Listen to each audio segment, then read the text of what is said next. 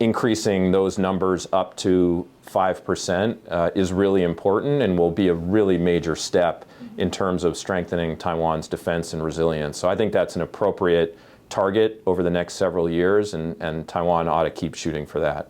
For the next few years, 5% is a reasonable goal, but I don't think the focus on just the percentage of defense spending should be the key metric by which we judge Taiwan's preparedness, that its planning, its training, its acquisition, the development of its defense industrial base will also be really important. It's great that the Trump administration is moving forward with foreign military sales.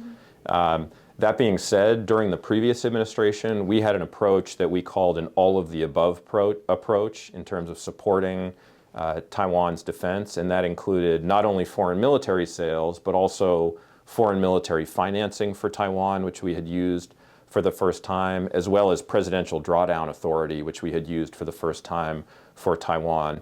And the importance of presidential drawdown authority is that we are able to deliver weapons from the United States inventory to Taiwan that arrive immediately, as opposed to foreign military sales, which can take many years to deliver. So the foreign military sales are important, but I think it's also important to have that all-of-the-above approach because we need systems delivered more quickly as well. Well, I think clearly Beijing will try to use those engagements to advance its pressure and coercion on Taiwan. That can be expected. In terms of our understanding of the Trump administration's approach to Taiwan, it is still unclear. And I think as we are getting into the next several months, we will know more when the National Defense Strategy is released in terms of how that talks about the Defense Department's approach to Taiwan, as well as how the administration approaches some of these issues related to security assistance as well. The bilateral engagements between President Trump and Chairman Xi next year will be quite important.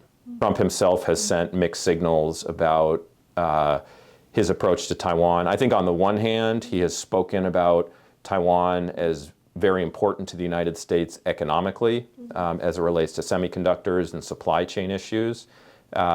But obviously also he is looking to make deals with Xi Jinping. So we'll have to see how those two competing factors come together next year.